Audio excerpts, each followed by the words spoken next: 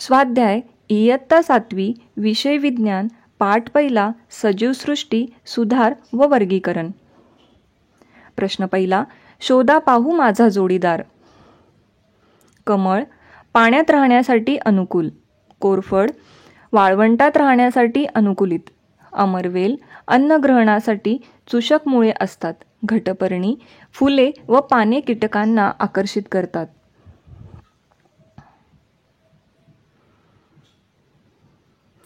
प्रश्न दुसरा, परिच्छेद वाचा व खालील दिलेल्या प्रश्नांची उत्तरे तुमच्या शब्दात लिहा.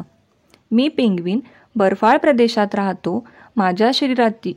माझ्या शरीराची पोटाजवळील बाजू पांढरी आहे. माझी त्वचा जाड असून त्वचेखाली चरबीचे आवरण आहे. माझे शरीर दोन्ही टोकांना निमुळते आहे. माझे पंख आकाराने लहान आहेत. माझी बोटे पातळ त्वचेने जोडलेली आहेत. आम्ही नेहमी थव्याने राहतो. प्रश्न पहिला, माझी त्वचा जाड पांढऱ्या रंगाची व त्याखाली चरबीचे आवरण कशासाठी असावे? उत्तर, पेंग्विन हा थंड हिमप्रदेशात राहतो. तेथे सतत हिमाचे आवरण असते. शरीराचे तापमान टिकावे यासाठी पेंग्विनमध्ये जाड त्वचा असून त्याखाली चरबीचे आवरण असते. पांढऱ्या रंगामुळे तो आजूबाजूच्या हिमात मिसळून जातो व चटकन दृष्टीस पडत नाही. त्यामुळे भक्षकापासून त्याचे रक्षण होते. प्रश्न दुसरा, आम्ही नेहमी थव्याने एकमेकांना चिटकून का राहतो? उत्तर, नेहमी एकत्र राहिल्यामुळे भक्षकापासून संरक्षण मिळते. पिल्लांची काळजी घेणे सोपे जाते. एकमेकांना चिटकल्यामुळे थंडी वाऱ्यापासून ऊब मिळते. म्हणून आम्ही नेहमी थव्याने एकमेकांना चिटकून राहतो.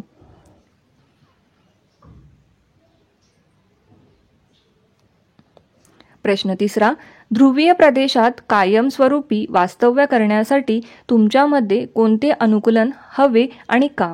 ध्रुवीय प्रदेशात कायमस्वरूपी वास्तव्य करण्यासाठी तेथील तापमानाशी जुळवून घेता आले पाहिजे. त्यासाठी शरीरावर जाड त्वचा, चरबीचा जाड थर किंवा लव म्हणजेच केस यांचा जाड थर असला पाहिजे.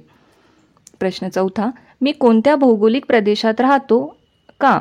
उत्तर, मी ध्रुवीय प्रदेशात विशेष करून अंटार्क्टिका खंडात राहतो, कारण इथे मला माझे खाद्य भरपूर प्रमाणात मिळते.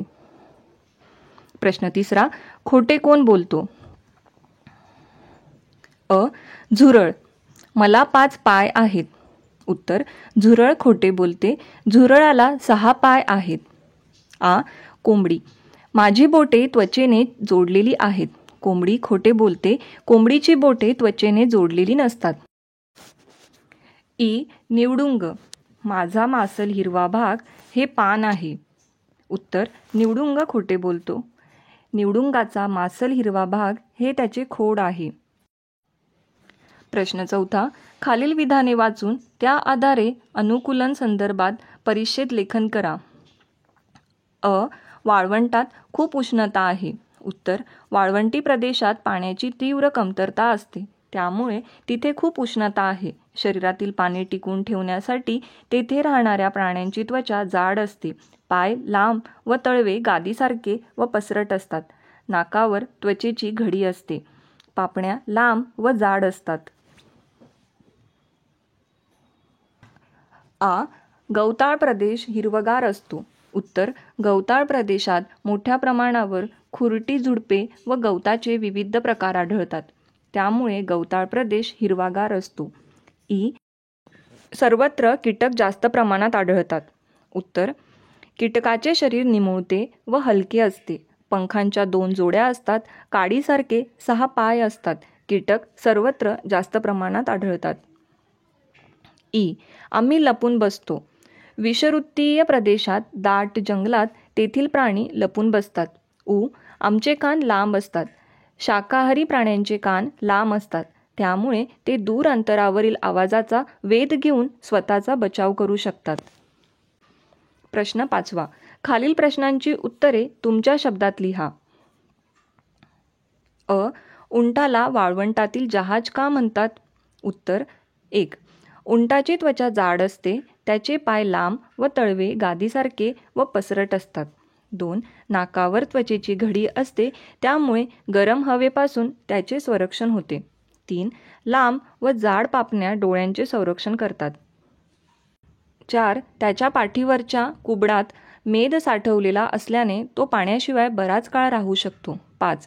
या सर्व अनुकूलनामुळे उंट वाळवंटातून चालू शकतो. वाळवंटात वाहतूक करण्यासाठी तोच चांगला पर्याय आहे, म्हणून उंटाला वाळवंटातील जहाज असे म्हणतात.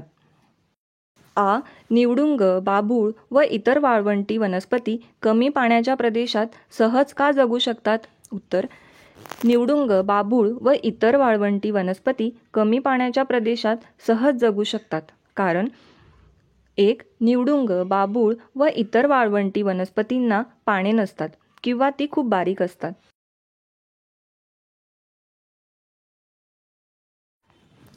2.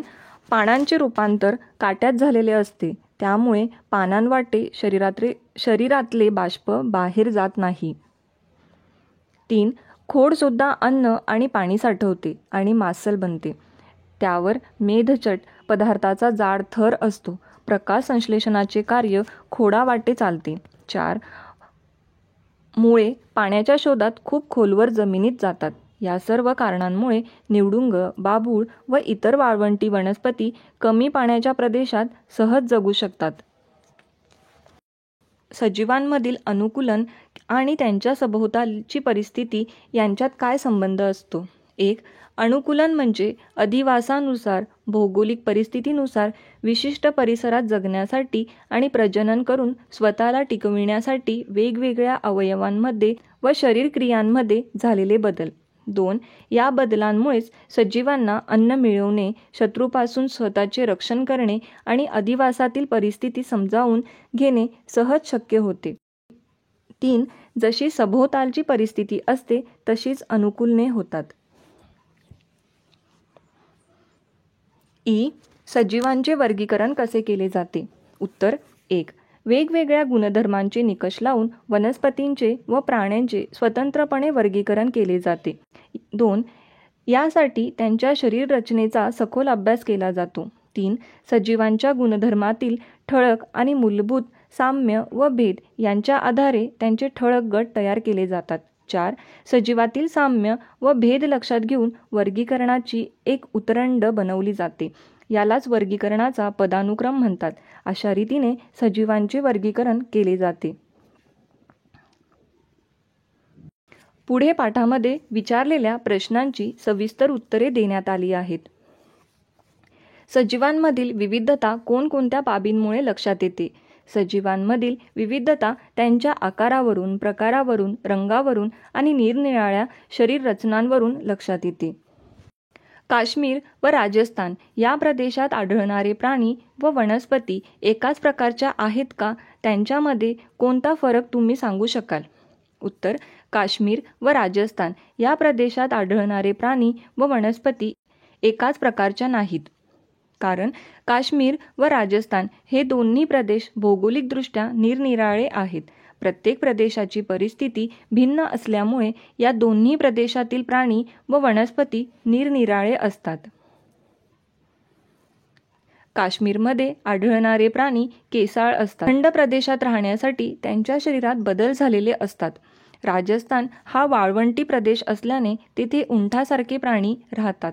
बर्फाळ आणि थंड प्रदेशातील वनस्पती आणि वाळवंटी भागातील वनस्पती यांच्या शरीररचनेत तेथील परिस्थितीप्रमाणे बदल झालेले आढळून येतात. झालेले अनुकूलन. प्राणी अनुकूलनाचा उपयोग: तीक्ष्ण सुळे, सिंह, वाघ मांस फाडून खाण्यासाठी. टोकदार लांब चोच, खंड्या, करकोचा पाण्यातील भक्ष्य पकडण्यासाठी. आखूड चोच, चिमणी दाणे टिपण्यासाठी. लांब चिकट जीभ, सरडा, बेडूक कीटक भक्षणासाठी. लांब मान, जिराफ, शहामृग, एमू. जिराफ झाडाची उंचावरची पाने खाण्यासाठी. पक्षी दूरवर नजर टाकण्यासाठी. वनस्पती व प्राण्यांचे वर्गीकरण का व कोणत्या निकषाच्या आधारे केले जाते?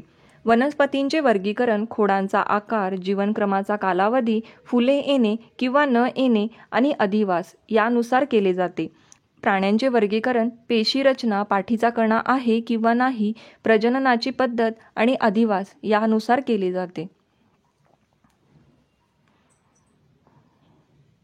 धन्यवाद. असेच नवनवीन व्हिडिओ पाहण्यासाठी आपल्या जीवनीज पेज या चॅनलला अवश्य सबस्क्राईब करा व शेजारील दिलेल्या बेल आयकॉनला देखील क्लिक करा, जेणेकरून आमचे लेटेस्ट व्हिडिओ सर्वात अगोदर आपल्यापर्यंत पोहोचतील.